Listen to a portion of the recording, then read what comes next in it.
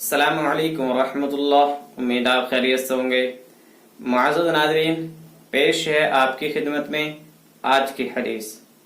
तो चलिए दोस्तों, आज की वीडियो स्टार्ट करते हैं।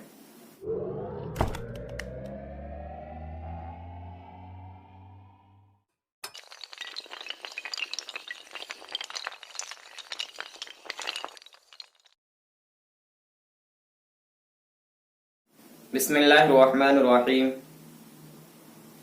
हदीस शरीफ का तर्जमा तिरमिज़ी की हदीस है। हदीस नंबर है 1900।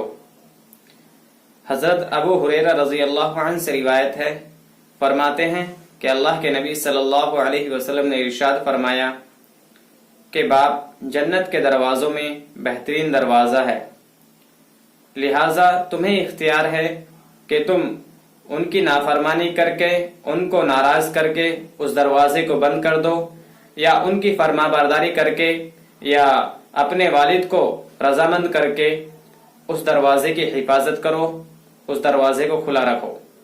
तो दोस्तों, ये हदीस शरीफ का तर्जमा था जो कि हमने आपको पढ़कर सुनाया है। तो दोस्तों, इस हदीस से हमें यही सबक मिलता है और इस हदीस से अंदाज़ा लगाया जा सकता है कि वालिद साहब का कितना ऊंचा मकाम व मर्तबा है।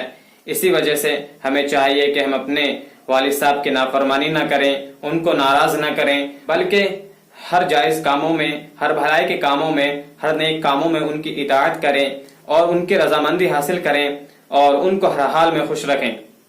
क्योंकि अगर हम उनको नाराज करेंगे, अगर हम उनकी नाफरमानी करेंगे तो अल्लाह ताला हमसे नाराज होगा और फिर जन्नत का दरवाजा हमारे लिए बंद कर दिया जाएगा।